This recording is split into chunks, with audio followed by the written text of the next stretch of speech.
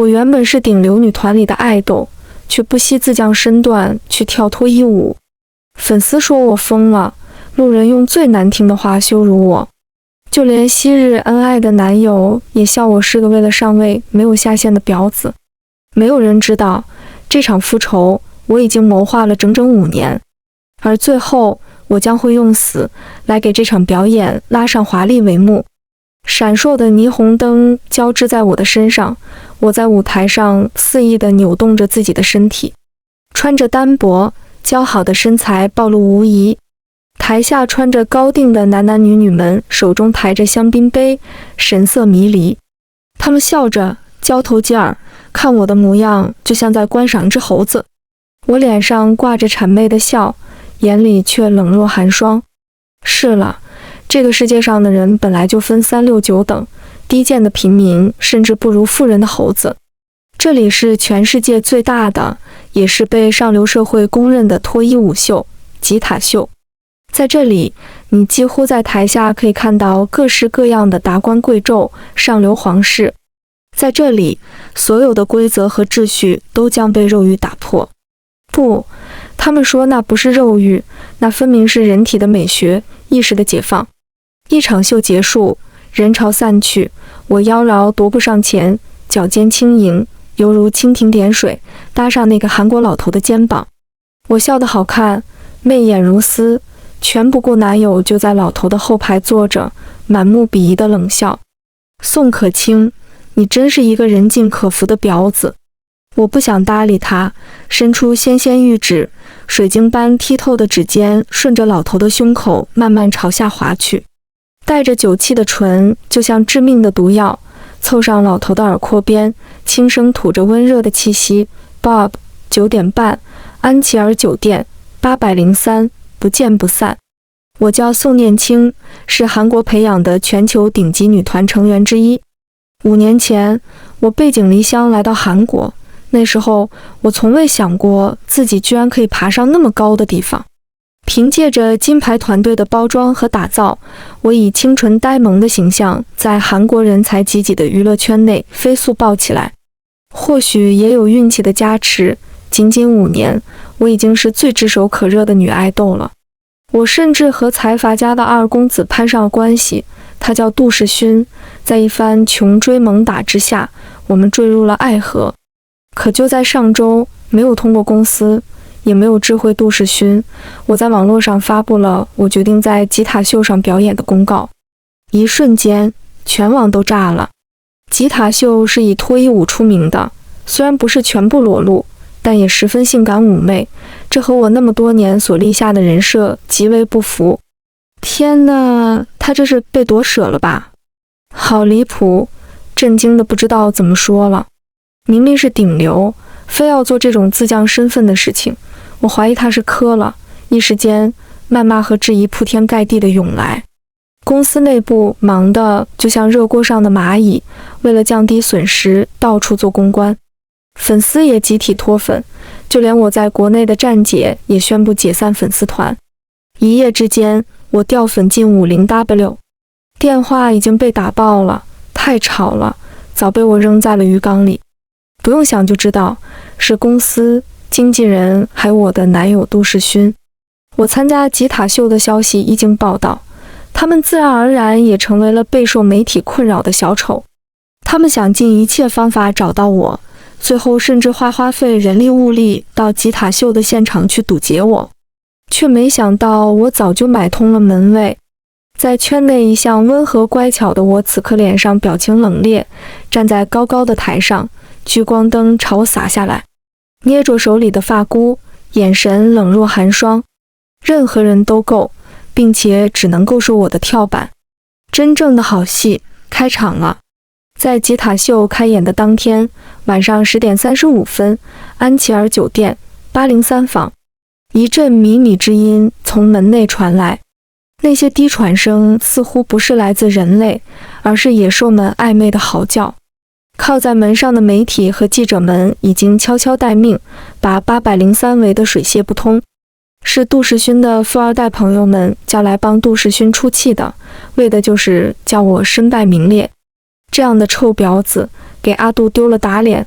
这女人真的可恶。没事，这酒店可是我老爸开的，我已经拿到了钥匙，等下咱们直接破门而入，把那个女人的样子统统拍摄下来。哼，到时候全网都知道他放浪形骸的模样了。几个富二代就像奸诈的饿狼，商讨完计策之后，勾肩搭背，发出咯咯的笑声。他们掐着表，脸上露出狞笑。宋念清啊，宋念清，平时叫你装纯，今晚我就要让你跪下来求我们。啪嗒，钥匙插进了锁眼。伴随着803被缓缓推开，门内的春光逐渐乍现，那靡靡之音也格外清晰起来。几个富二代身后，闪光灯噼啪作响，几人瞪大眼睛，张大嘴巴，说不出一句话。有人想立马叫停，但已经来不及了。信息时代，没有什么爆炸的消息可以被彻底封锁。上流的败类们，宋念清敬上，这是我送给你们的第一份厚礼。杜世勋赶来的时候，脸上的火星藏也藏不住，他一把拽起昔日好兄弟的衣领，重重一拳头挥下，他妈的，你们凭什么帮我做主？他心里也很乱，那种矛盾纠葛的情绪他自己也没法说清。他压根没料到他居然会顾及一个逢场作戏的女人的名誉。明明他是那样对他，富二代捂住红肿的脸，直到闹大了。世勋，你先别生气，你的宋念清不在里面。杜世勋愣住了，居然有一种莫名的庆幸感涌上心头。他立马起身朝803看去，可看着803屋内的景象，他脸上镇定的表情没有维持太久，很快就被震惊所替代。但毕竟是杜世勋，他可不是什么酒囊饭袋的富二代，他韩国最大的娱乐集团的二公子，从小就是按继承人被母亲培养。半晌，他沉着眼睛，脸色铁青，声音就像是从喉咙里挤出来的一般沙哑。你们叫来的媒体太多了，消息肯定是藏不住了，准备好最新的公关方案吧，明天早上6点我就要看见。一旁的富二代颤颤巍巍跟上了杜世勋，他一边捂着红肿的脸，一边递上一沓资料。Bob 是工会第4个被害的成员，世界上真有那么巧合的事情吗？工会成员的资料都是保密的，为什么会泄露？杜世勋的表情更难看了，捏紧的拳头咔咔作响，一拳重重砸向墙壁。是宋念清，一定是他，拷贝了我电脑里的资料。可恶！我坐在沙发上，拿着红酒杯，看着媒体曝光出来的最新爆炸性新闻。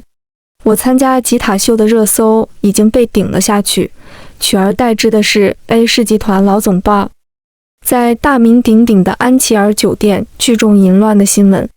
现在自媒体上已经炸了，虽然资本极力压制，但热度还是不断，真是出了大丑了。听说媒体进去的时候看见了浑身赤裸，被勒得就像乳猪一样白花花的 Bob， 他肯定是磕了，你们信不信？人进去都没有反应过来，真难看啊！这些财阀。据说他房里还有好多皮衣皮裤的鞭子女郎，玩真花呀！虽然离事发只过了几个小时，但这个上流圈子的八卦就像一颗迅捷的鱼雷一样，在暗藏杀机的大海中炸出了水花。据说媒体推开了803的门，看见了浑身赤裸，被勒得就像乳猪一样白花花的 Bob， 他嘴里胡言乱语着，满脸通红，陶醉其中。Bob 的周围有一堆穿着皮衣皮裤的少女，有的手里还拿着皮鞭，这简直是今年业界最大的丑闻了。坐在角落的 Black 语气里有些担忧，被电脑屏幕照亮的脸上眉头蹙着。Bob 在业界混了那么多年，以老辣闻名，你摆他一道，他清醒之后一定饶不了你。我担心你。我耸耸肩，丢了一沓照片到 Black 眼前，笑了。和之前每一个人一样，我在收拾他们之前都留下了他们高光时刻的照片。如果不惜自己上不得台面的照片被公之于众，被自己的妻儿看见，大可以来拿捏我这个小角色。看我胸有成竹的样子， Black 也不再多言了，手里把玩着一个 U 盘，那是从 Bob 那里得到的资料。里面记录着大名鼎鼎的黑马工会幕后老板的信息。青青已经死掉5年了，每次我赤身裸体地看着镜子里的自己时，就会想起他。在镜中，我似乎和他赤裸的身体交叠，只是他的眼里为什么在流泪呢？他的身上又为何伤痕累累呢？紧紧捏着手里的 U 盘，擦掉溢出眼眶的眼泪。不过一切都好了，青青，他们马上就要付出代价了。我不会放过任何一个肆意伤害你的人。为了抓到我，杜世勋找到了最专业的私家侦探。我不明白，既然你怀疑宋念清盗取了你们的机密资料，其实报警就可以，为什么要来找我呢？说实话，你们这样有权有势的人，警察或许比侦探有用。杜世勋眉头蹙着，翘着二郎腿，食指交叠在膝盖上，因为有些东西不适合叫警察知道。黑马会所，上流人的会所，里面掺杂了太多不适宜被公开的东西。他心里其实还有别的盘算，假如真的报警了，或许我的罪行就会被搬到台面上。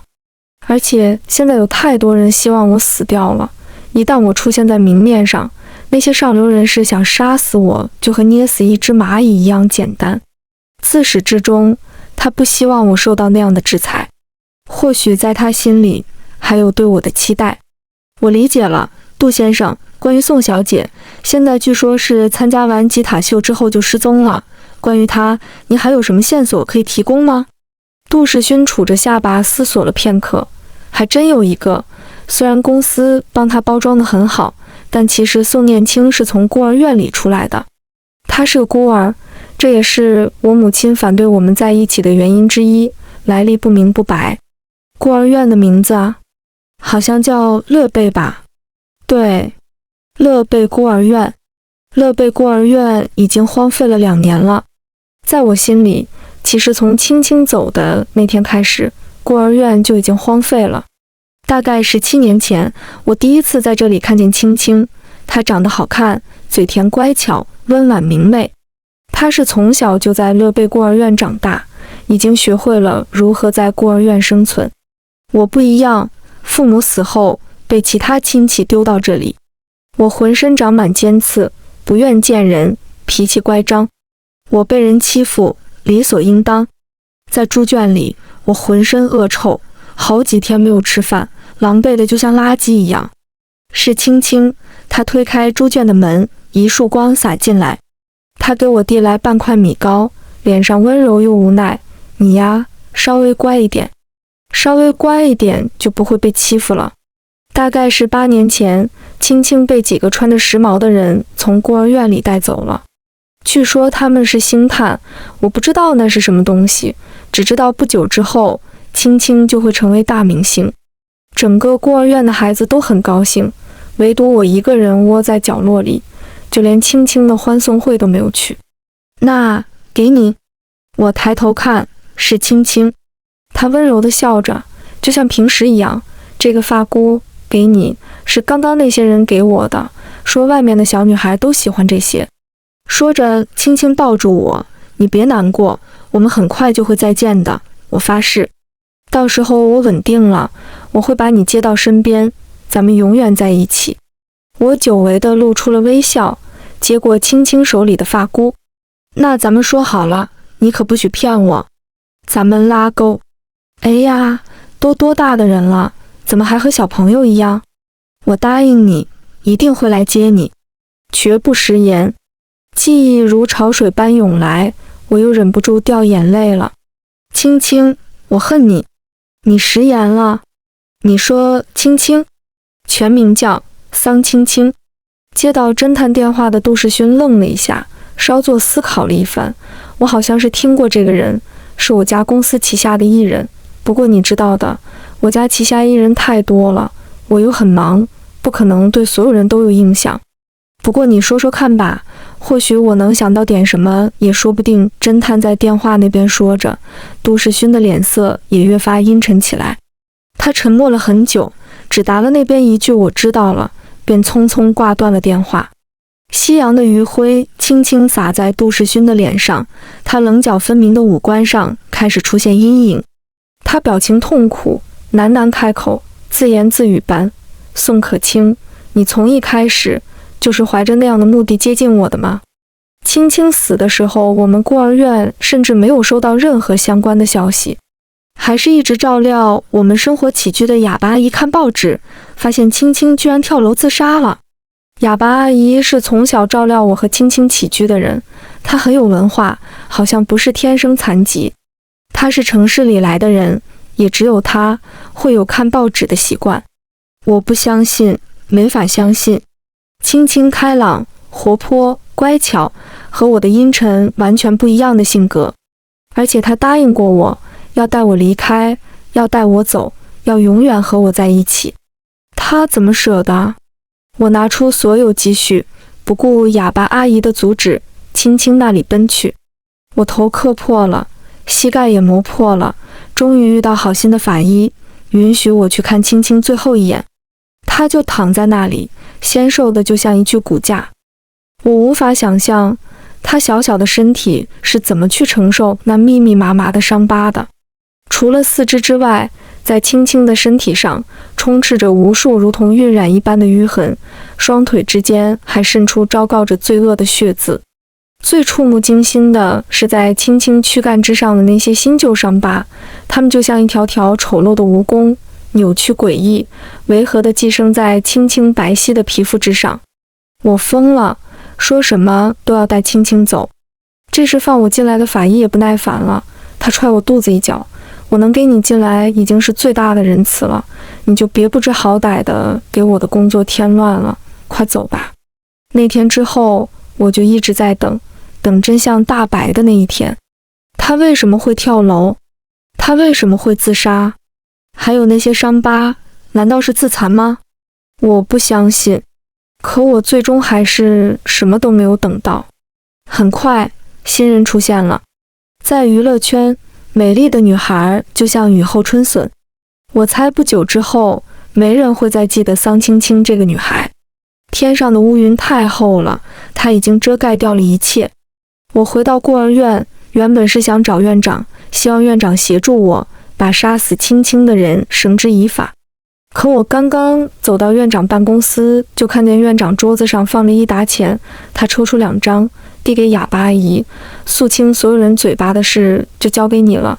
那边的人不希望再听见关于桑青青的事。那边的人。那之后，青青的名字成为了孤儿院的禁区。一旦孤儿院的孩子谁在私下提起过青青，都会被哑巴阿姨毒打一顿。当然，我被打得最多，而且每一次打我都要恶狠狠地瞪着我，然后用手语比划：死丫头，不要再烦了。我不明白，他原本那样喜欢青青，可当我去问他，他只会一脸冷漠，不耐烦地用手语给我比划着：已经死掉的人就不要再提了。那时我终于明白了，在他们的世界里，感情是最不值钱的东西。桑青青死后的3年，宋念青进入了演艺圈，凭借姣好的身材面貌、乖巧的性格，甚至叫公司上层为他量身定制了一个女团。几年后，他不出所料地爆红了，还搭上了您公司的2公子。是这样，对吗？你想说什么？杜世勋不断地揉着自己的太阳穴，他感觉自己的头疼得快要炸了。你有没有想过，或许这是一场复仇，一场精心策划好的复仇？杜世勋愣住了，眼神很奇怪。喂，青青吗？是。或许有什么细节你遗漏了，你应该告诉我，这样我才能更好地帮助你。最近太多上流有地位的人出了那档子事，我没算错的话4个了。但你没觉得吗？这些人似乎都不是他真正的目标。宋可卿的计划还会继续，还会有更多的人被他影响。只有你告诉我这些人之间的联系，我才能保证查出真相的同时保护其他无辜的人。你说对吧？杜世勋心里还有秘密，他有些纠结，额边一直冒汗。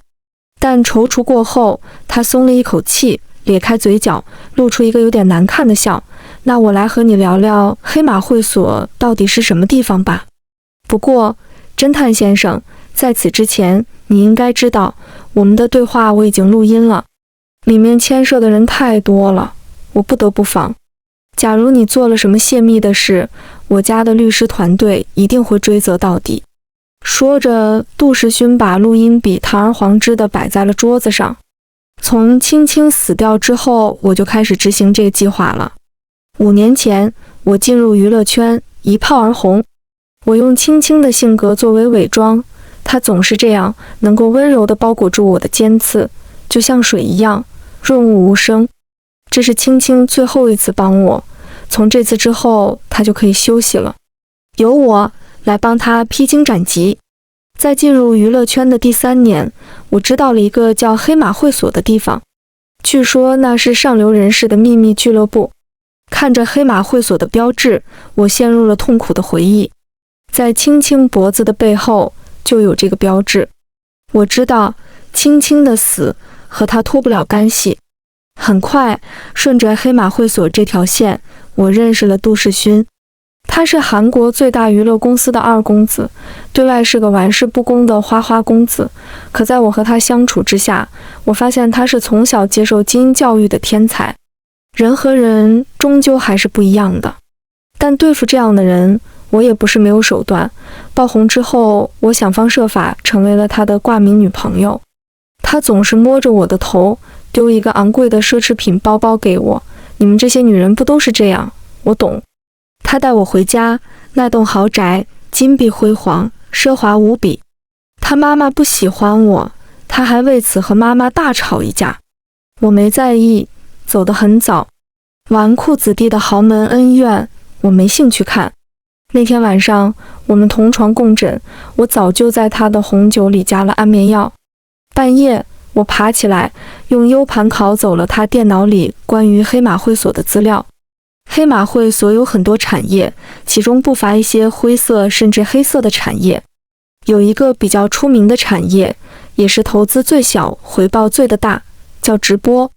直播是黑马会所的黑话，一般人会想当然地认为就是手机上刷到的那些，实则不然。直播是指贩卖一些女人、男人甚至孩子的视频给有相关癖好的达官贵人，其中大多视频都是现拍摄现录，手段令人发指。当然，视频看过的人越少，越新鲜，折磨手段越刺激，售出的价格就可以越高。由于干的都是违法乱纪的事，黑马会所非常谨慎，甚至拉了大批上流社会各行各业的人加入会所。久而久之，黑马会所已经成为了富人间默契的游戏。其次，黑马会所的所有联系都是由会所专门的人员负责，保证绝对的保密。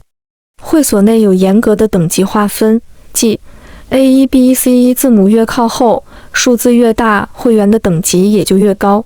每个等级有5个人，互相知道彼此的真实身份，以此实施连坐制度。而最后的 C 便是黑马会所的实际操控人。我在和杜世勋的相处中发现，他的等级是 X2。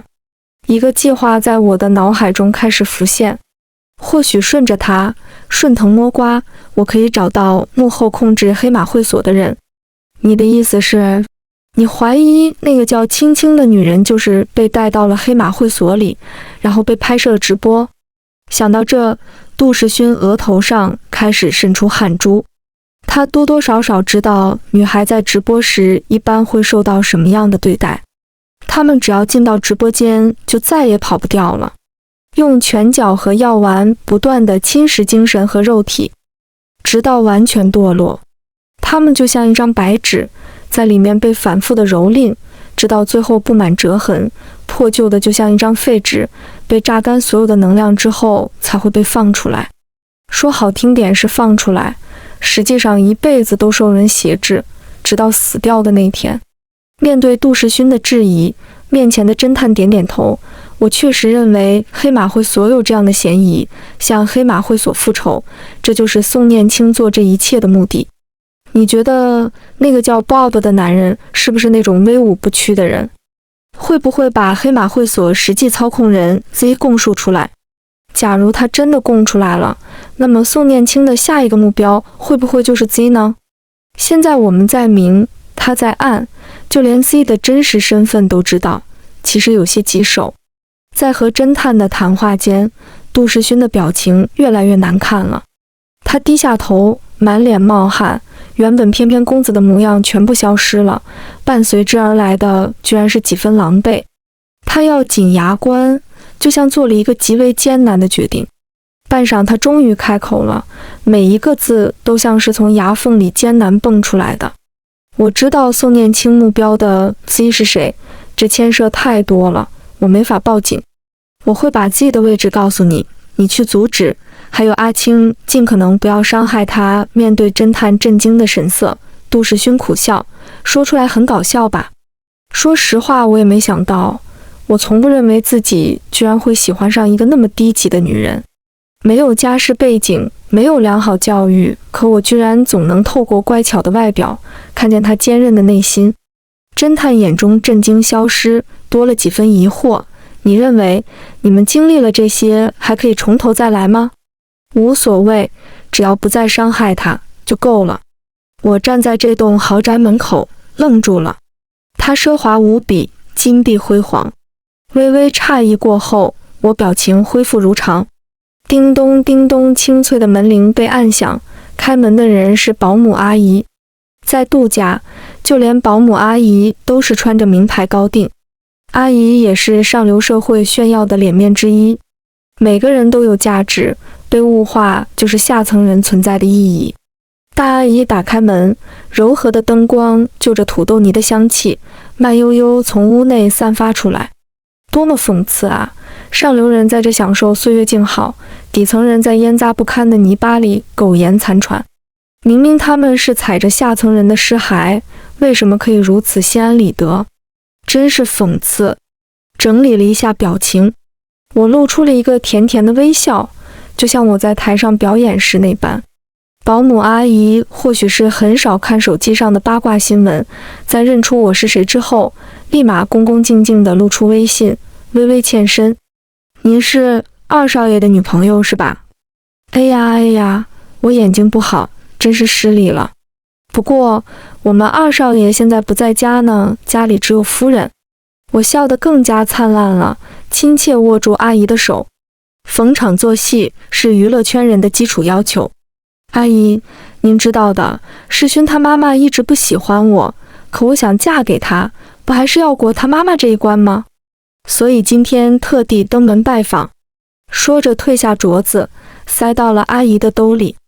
杜世勋的妈妈看见我的一瞬间，脸上的表情变得异常难看。但不愧是他，见过大风大浪的 Z。 很快，表情又恢复如常，一副雍容华贵的体面模样。你疯了吗？赶到这来，想求世勋帮你吗？别妄想了，你已经彻底毁了。说着，他擦了擦嘴，就准备起身从餐厅离开，而我却在身后叫住了他。这里人太多了，咱们私下谈谈好吗？ Z。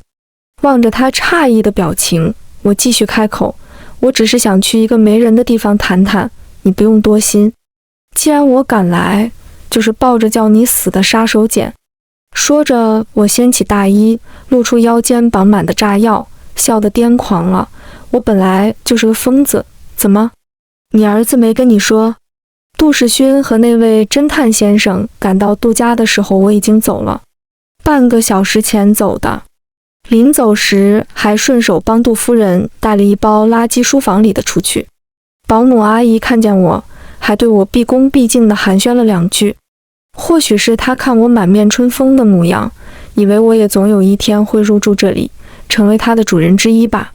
她不懂，我和杜世勋之前没那个可能，现在更没有了。杜世勋回到家里，知道我来过之后，第一件事情就是冲进他妈妈的书房。就在他打开门的一瞬间，他双腿一软，扑通一下跪倒在地。紧接着，他发出了一阵仿佛来自他身体最深处的绝望悲鸣。这间在21楼的高层是前不久我买下来的，现在还是毛坯房，就连阳台都还没有来得及封窗。它位于市中心，却是绝佳的藏匿之所。没人能想到，作为一个杀人犯，我居然会把自己藏在一个那么显眼的地方。我给自己倒上一杯红酒，环抱着双臂，站在高楼之上，冷眼瞧着底下的车水马龙，纸醉金迷。霓虹的色彩是这座罪恶都市用来粉饰太平的皮囊。咚咚咚，门响了。我有些开心，一定是 Black。我们之前约好了，一旦事成，立马约到一起庆功。我急匆匆地打开门，刚刚开口，想和 Black 打招呼，却在漆黑的走廊里对上了一双闪着寒光的眸子。杜世勋步步紧逼，我步步后退，惊恐在此刻的沉默间被无限放大。是那个侦探，一定是他查到了我的位置。终于，男人再也无法忍耐了，他拽起我的衣领，布满红血丝的眼睛里溅出火星子。他声音嘶哑，充斥着深入骨髓的痛苦。我那么爱你，你为什么要这么做？就算你真的要为你的好朋友报仇，一定要建立在伤害我的基础之上吗？我们原本可以好好在一起的，而你亲手打破了这些。你是不是从没想过，所谓的 Z 根本不可能只有一个人，而是一群人，包括我老妈。你想帮他报仇，就凭你，不是太好笑了吗？我们的帝国蝼蚁怎么撼动？看着他这副模样，我冷笑了一声，呸，像是被彻底激怒了。杜世勋笑了，笑得跟个疯子一样。他抹掉脸上我吐的口水，再也不装了。星星点点的拳头在我脸上和腹部落下，紧接着就是一脚一脚朝我最柔软的地方踢去。他每一下我都能听见骨头断掉的咔嚓声，那种感觉痛彻骨髓，像是打我打得不起劲。他掐着我的脖子，把我拎到还没有封窗的阳台之上，晚风把我吹得浑身颤抖。我双脚悬空，楼下就是车水马龙。杜世勋的表情越发狰狞了，他咧开嘴笑着，快说吧，你究竟把我老妈的头藏在了哪里？哎呀，你这样我可是会困扰的。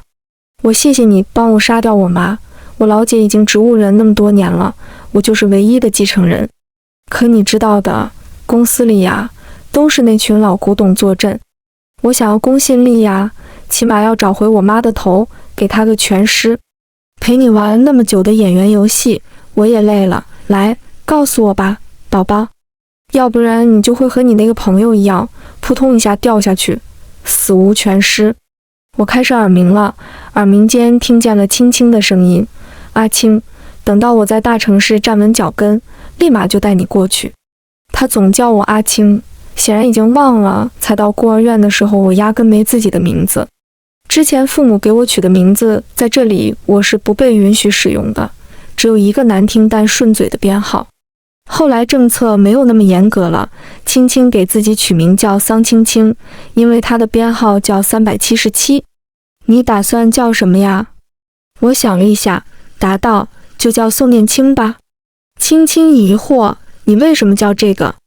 我挠挠头笑，我小时候就叫这个名字呀。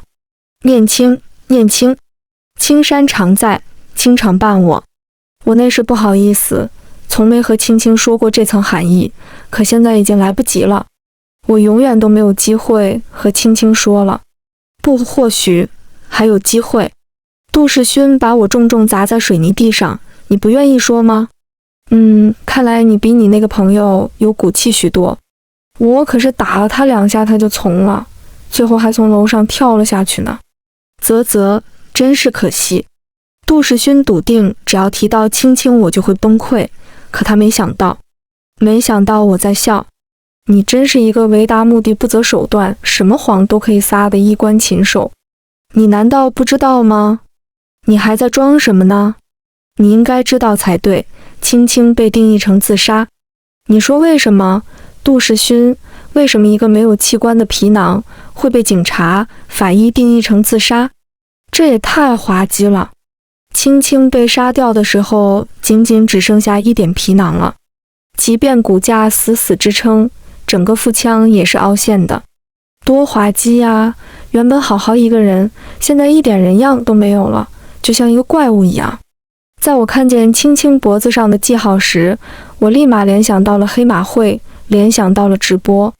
当然，这个答案也在杜夫人的书房里得到了证实。在她的书房里，我看见了青青饱受折磨的录像带，我当场就吐了。那种感觉就像有人从胃里伸出手来掏我的食道，太恶心了，像是破罐子破摔。杜妈妈也是个有手段的人，见我这副模样，立马反应过来我还有这种软肋。她踏着高跟鞋走到我的面前来，一脚踩我拄着地的左手掌上，眼里全是高高在上的冷漠。话说，你知不知道到底为什么我们集团的星探会特地到那么偏远的小山村找一个长相平平的女孩做明星？你之前甚至都没有怀疑过吗？多滑稽啊！我愣住了，抬起头，不敢置信地看着他。他笑了，勾勒起红唇，高跟鞋跟开始在地上摩擦，手掌疼得我浑身开始冒冷汗。杜夫人俯下身子，就像逗狗一样，一字一句，你好好想想，在他被选中之前，是不是曾经做过一次体检？我脑子里轰的一声，有什么东西在一瞬间炸开了。是了，我都忘了。青青当时被验出熊猫血，那血型非常罕见，全世界不超过3个，除了和我女儿适配的肾脏之外。而且你知道她身体内的其他器官都去哪里了吗？统统卖到黑市了，一点没浪费。而且你知道吗？好些器官都要人活生生的时候摘下来才算新鲜。不过她的东西能延续在我女儿身上，是她赚了。杜夫人更加得意了，她巴不得我痛不欲生。她高高在上惯了，她笃定我没有胆子，却没有见到我眼神的变化。他只把我当做一条掀不起什么风浪的小虾米。利落用右手抽出匕首，一刀上去，他还没来得及叫出声。他不认为我敢做那种事，但他不知道温柔乖巧的人从来都只是桑青青，而现在我是宋念青。杜时勋笑得癫狂，笑到腹痛，笑到眼角含着眼泪。原来老妈什么都和你说啦。是。他要救我姐姐吗？他说姐姐才是最合适的继承人，肾脏衰竭的继承人。不过大概老妈到死都不知道，她那个植物人女儿早死了，是我找的医生，叫她看起来还活着，虚无脆弱的希望罢了。就像你一样，妄图可以凭借一己之力撼动财阀，多可笑啊！不过宋念青，我蛮喜欢你的。你知道我为什么叫别人不要伤害你吗？因为你骨子里的那种韧性。你这种人要是拿去拍视频，一定更赚钱，对吧？与其出去被追杀，不如跟着我，起码还能过一段奢靡的日子。看着他的眼睛，我有些不懂。这些人在跻身上层之后，也变得冷血麻木。高处不胜寒，我知道我不适合。如果还有可能，我是说如果，我只想回到乐贝孤儿院去。我好累，好想青青。不过现在我还有别的事情要做。我咧开嘴角，露出最后一抹笑。像你这样的人渣，就该去死。你妈的想法是正确的，就该由你姐姐继承啊。你这种人，怎么能和她比？废物，垃圾，人渣，一字一句，句句诛心。我看见杜时勋的表情越来越难看，最后整张脸都像火烧一样，就连眼睛珠上都布满了红血丝。他的手再次掐上我的脖子，这次比之前还用力。既然你不服管教，那你就直接去死吧，和你那位好朋友一样。把我从21楼丢下去之后，杜时勋慌了，他嘴里骂了一句，疯狂地甩起手来。他不明白为什么自己会忽然升腾出一阵前所未有的恐惧，或许是因为我在坠落下楼之前的最后一个微笑吧。他想不通，人死为什么要笑？上流社会的败类们啊，想不通就对了。我给你们的最后一个礼物，就是我的死。好好享受能量的反噬吧。我掉在地上，摔得七零八落，就像肉酱一样，根本看不出人样了。那些路人从四面八方涌来，就像一群提早会知道我死亡的托一样。他们甚至有人拿着相机，提早就架在那里，提早就对准了21楼。喂，你们看，21楼上是不是有个人？我刚好录像了，这绝对是谋杀，太可怕了！快发到互联网上！杜世勋猛地缩回头，点烟的手都开始颤抖。我就是杀掉一个臭婊子而已，为什么会那么害怕？没事的，不可能有事。是啊，杜世勋说的对 ，Z 是一堆人，不是一个人。就算我杀掉杜夫人，也根本没有办法撼动财阀的统治。但即便我和他们相较起来一无所有，我也有最后一个筹码，我的生命。既然人只会相信自己所看见的，那我就给大家看看财阀的真正面目。烟还没点上，杜世勋的电话就开始响了。他手有些抖，接起来，对面声音也是如此恐惧。小老板，不好了，有黑客攻击了我们的网站，关于黑马会所直播的内幕被放到了网络上，我已经立马联系公关了，但是被拦截了，效果不大，怎么办？在楼下聚集的人群中， Black 怀里抱着笔记本电脑，眼神阴冷地看着21楼。他缓缓取下连帽衫的帽檐，露出了孤儿院哑巴阿姨的脸。他嘴里喃喃：恶龙吃掉了我的孩子，今天就是屠龙之日。杜世勋在21楼踉跄了2步，他知道我的死立马也会被爆料出去，立马他这个千夫所指的杀人凶手就会被领上法庭。他咬牙切齿，立马就反应过来了，满眼都是恨意。他居然用死来给我下套。我死亡的新闻炸了，因为相比青青，我是一个顶流女明星，无论是我死还是我上吉他秀，都能有不小的影响力。也只有我这样的人死，普通人才会关注。而且还有一个原因，就像有人刻意安排一样，财阀集团二公子杜世勋杀我的视频被对面楼的人完完整整拍摄了下来。警察是去杜世勋家里找的他，他有自信这件事不会叫他太出丑。在韩国，财阀胜过法律。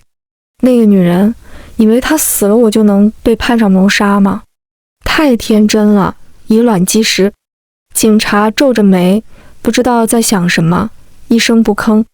杜世勋买了无数水军，在网络上扭转画风，而他身后还有无数的金牌律师，已经准备好把谋杀洗成意外了。可他绝对不想不到，一切都在我计划之内。谋士已深入局，可剩添绊子。侦探来到杜家别墅的时候，手里拿着一叠资料。杜世勋看见他，脸上多了些运筹帷幄都在计划内的坦然。他知道没人能拿他怎么样，就算是杀人，下层人的命还没有富人的狗值钱。他们早就说好，侦探什么都不会说出去，甚至会把杜世勋包装成一个一心找到女友的痴情人设。